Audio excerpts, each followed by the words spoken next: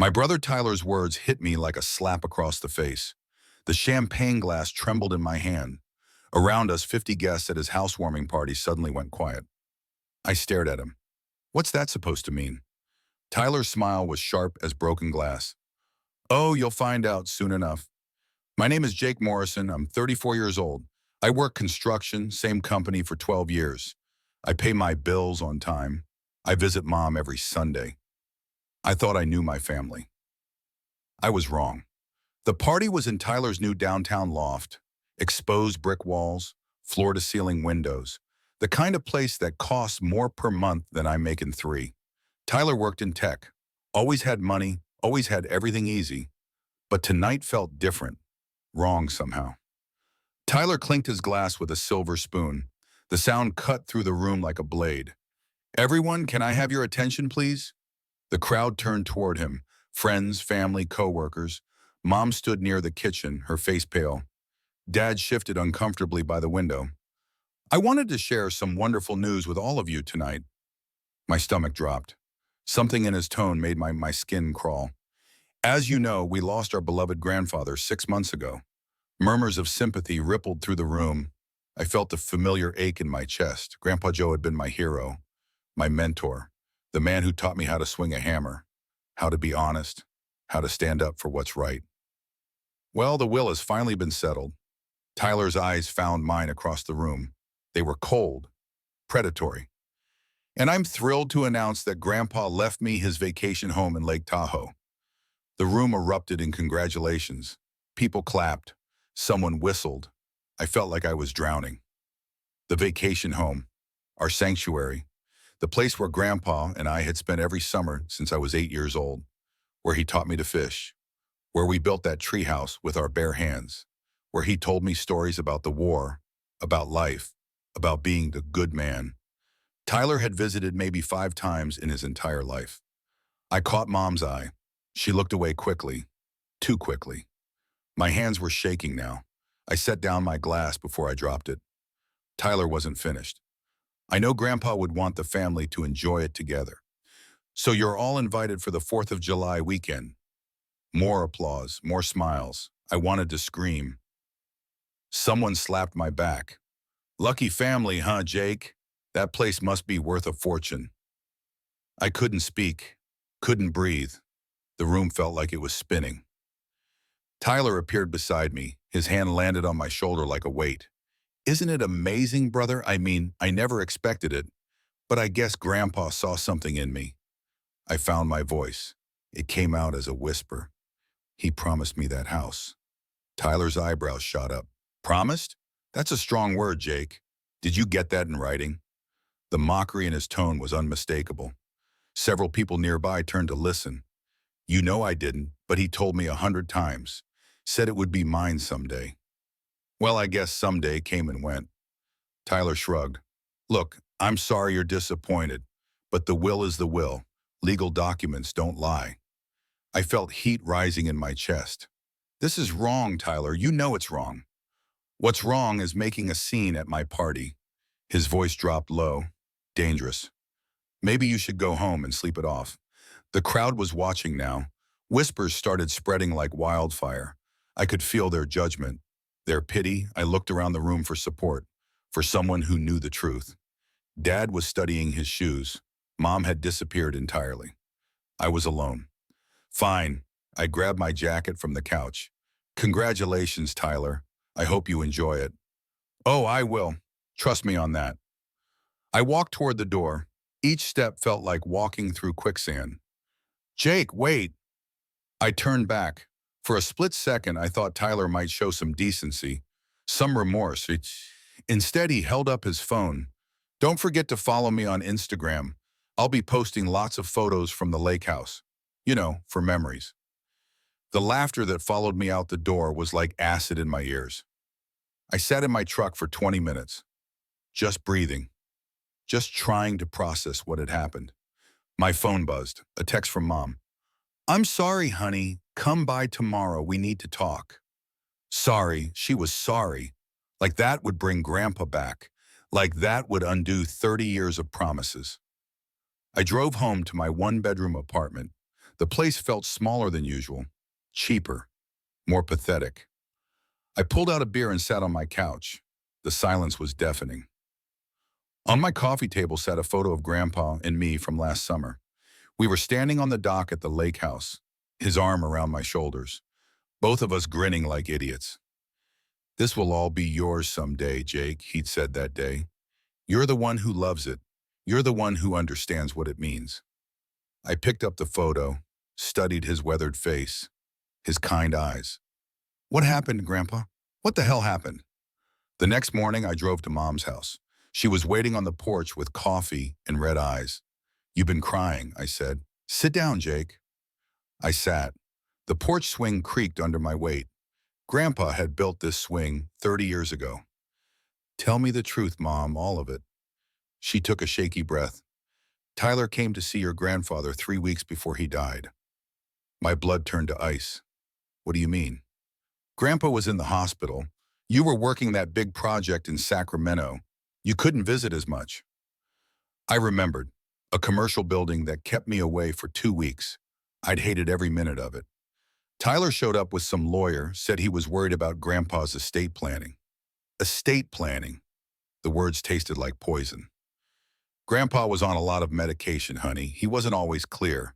Tyler convinced him to update his will." I stood up so fast the swing nearly flipped over. "Are you telling me Tyler manipulated a dying old man?" "I don't know, maybe. I wasn't there." "But you suspected." Mom's silence was answer enough. "Why didn't you stop it? Why didn't you call me?" "I tried to talk to your father. He said it wasn't our business. Said Tyler was just being responsible." "Responsible?" I laughed, but there was no humor in it. "Tyler, who hasn't had a real conversation with Grandpa in 5 years. Tyler, who called the lake house a money pit last Christmas." "I know, sweetheart, I know. Do you have a copy of the will?" "Tyler has the only copy. His lawyer handled everything." "Of course he did. Tyler always covered his tracks." I kissed Mom's forehead and left. I had work to do. The next stop was Grandpa's old lawyer, Bill Henderson. He'd handled the family's legal stuff for decades. Bill's office was in an old brick building downtown, the kind of place that smelled like leather and wisdom. "Jake Morrison." Bill stood up when I walked in. "I was wondering when I'd see you." "You heard about the will?" "I heard Tyler got the lake house. I was surprised." "Surprised enough to help me?" Bill gestured to a chair. "What do you want to know?" "Did you handle Grandpa's final will?" "No, Tyler brought in some hotshot from the city. Said your grandfather wanted fresh eyes on his estate." "That's convenient." "Jake, I'm going to tell you something in confidence. Your grandfather came to see me 6 months before he died. Wanted to make sure his will was ironclad. Specifically mentioned leaving you the lake house." My heart hammered against my ribs. "Do you have documentation?" "I have notes from our meeting, but they're not legally binding. Tyler's will is the one that matters now. Unless we can prove fraud." Bill leaned back in his chair. "That's a serious accusation, and a hard one to prove." "But possible?" "Possible. You'd need evidence that your grandfather was coerced or mentally incompetent when he signed." "How do I get that evidence?" "Hospital records, witness their testimony, security footage if it exists." Bill paused. "It won't be easy, Jake, or cheap. I don't care about easy, and I'll figure out the money." Bill nodded slowly. "I'll help you. Your grandfather was a good man. If someone took advantage of him, they should pay." I left Bill's office with a plan and a fire in my belly. First stop, the hospital. I explained the situation to the records department. They couldn't give me Grandpa's medical files, but they confirmed he'd been on heavy pain medication during his final weeks. "Morphine mostly," the nurse told me. "It can cause confusion, especially in elderly patients." Next, I tracked down Grandpa's doctor, Dr. Sarah Chen. She agreed to meet me for coffee. "Your grandfather was a fighter," she said, "but those last few weeks were rough. The medication made him disoriented sometimes." "Disoriented enough to make poor decisions?" Dr. Chen chose her words carefully. "I wouldn't recommend making major legal decisions while on that level of pain management." "Would you testify to that?" "If it came to court, yes. Your grandfather trusted you, Jake. He talked about you constantly." The pieces were falling into place. but I needed more. I spent the next week digging, called every hospital employee who might have seen Tyler's visit. Most couldn't help, but then I found Maria Santos, a night nurse who remembered everything. Your brother came in late, she told me over the phone, around 9 p.m., had this lawyer with him. I thought it was weird, bringing legal papers to a dying man. Did you overhear anything? Your grandfather seemed confused, kept asking for you. Your brother told him you were too busy to visit. My hands clenched into fists. That's a lie. I was there every day I could be. I figured as much. Your grandfather talked about you all the time, called you his legacy. Would you be willing to testify about what you saw? Absolutely. What your brother did was wrong. I had witnesses, I had medical evidence, but I needed something more concrete. That's when I remembered the hospital's security system.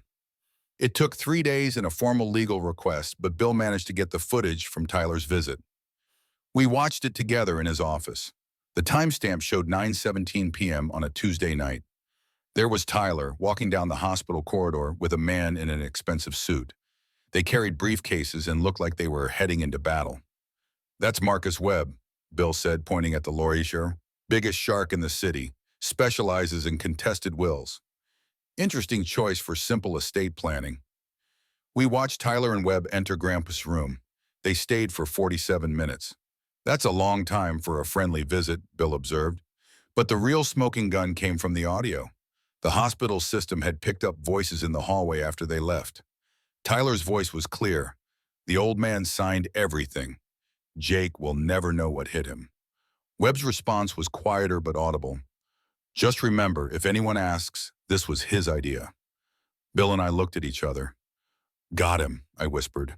The next morning I called Tyler. My hands were steady now, my voice was calm. Hey brother, how's the lake house planning going? Jake, good to hear from you. I'm actually heading up there this weekend to assess what needs fixing. The irony was perfect. Tyler, who couldn't change a light bulb, assessing repairs. Mind if I tag along, for old time's sake? Tyler hesitated. I don't know if that's a good idea. Might be emotional for you. I can handle it. Besides, I know that place better than anyone. I could help you figure out what needs work. Another pause. Okay, sure. Meet me there Saturday morning. Looking forward to it. I hung up and called Bill. It's time. Saturday morning was crisp and clear. Perfect lake weather. I arrived at the house 30 minutes early and sat on the dock where Grandpa and I used to fish. The place looked exactly the same. Weathered cedar siding, green metal roof. The tire swings still hung from the old oak tree. Tyler pulled up in his BMW at exactly 10 a.m., always punctual when it suited him. Morning, Jake. Beautiful day. Gorgeous. Grandpa always said this place was heaven on earth. Something flickered across Tyler's face. Guilt, maybe, or just annoyance. We walked through the house together. Tyler made notes on his phone, probably calculating square footage and market value. You know, I said, standing in the living room where Grandpa's chair still sat by the fireplace, I found something interesting this week. Oh yeah? What's that? I pulled out my phone. Hospital security footage from the night you visited Grandpa with that lawyer. Tyler went very still. I don't know what you're talking about. Sure you do. Marcus Webb, right? Big-time will contest specialist. Interesting choice for simple estate planning. Jake, I think you're confused. I played the audio clip. Tyler's voice filled the room. The old man signed everything. Jake will never know what hit him. The color drained from Tyler's face. You manipulated a dying man, I said quietly. You took advantage of someone who loved you. You don't understand. I needed that money. The business is failing. I'm about to lose everything. There it was, the truth finally coming out. So you decided to steal my inheritance instead. It's not stealing if it's legal. Fraud isn't legal, Tyler. Neither is elder abuse. Tyler sank into Grandpa's chair. For the first time in my life, he looked small, defeated. What do you want? He whispered. I want what Grandpa promised me, this house, and I want you to admit what you did. I can't. If this comes out, I'll go to prison. Maybe you should have thought of that before you decided to rob your own family. Tyler looked around the room, at the photos on the mantle, at the fishing rods in the corner. At the chess set where Grandpa taught me strategy. He really did love you more, Tyler said finally. No, he loved us both. But I was the one who showed up. I was the one who listened to his stories. I was the one who cared about this place for what it was, not what it was worth. Tyler's shoulders started shaking. For a moment, I almost felt sorry for him. I'm sorry, Jake. I'm so sorry. I was desperate. Desperation doesn't excuse betrayal. I pulled out a document Bill had prepared. Sign this. It transfers the house back to me. In exchange, I won't press charges. Tyler read through the papers with trembling hands. If I sign this, I lose everything anyway. The house was supposed to be collateral for my business loans. You should have thought of that before you stole it. Tyler looked up at me. What if I don't sign? Then I file criminal charges Monday morning. Fraud, elder abuse, conspiracy. Marcus Webb is already lawyering up, by the way. Seems he doesn't want to go down with you. The silence stretched between us like a chasm. Finally, Tyler picked up the pen. He signed his name with the same flourish he'd used on birthday cards when we were kids. There, he said, are you happy now? I folded the document and put it in my jacket pocket. I'm not happy, Tyler. I'm heartbroken. We're brothers. This should never have happened. Brothers, Tyler laughed bitterly. Right. Well, congratulations, Jake. You win. This isn't about winning. It's about doing what's right. Tyler stood up and walked toward the door. At the threshold, he turned back. You know what the funny thing is? I actually convinced myself I deserved it. That Grandpa would have wanted me to have it if he'd really understood the situation. But you knew better. Yeah, I knew better. After Tyler left, I sat in Grandpa's chair for a long time. The house felt peaceful again, like it was breathing normally for the first time in months. My phone buzzed. A text from Mom. Tyler told me what happened. I'm proud of you for doing the right thing. Then another text from Bill. Document is filed. The house is officially yours. Congratulations.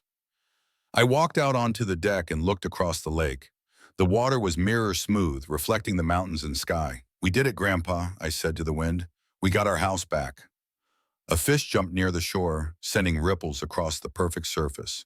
I smiled and went inside to start making the place feel like home again.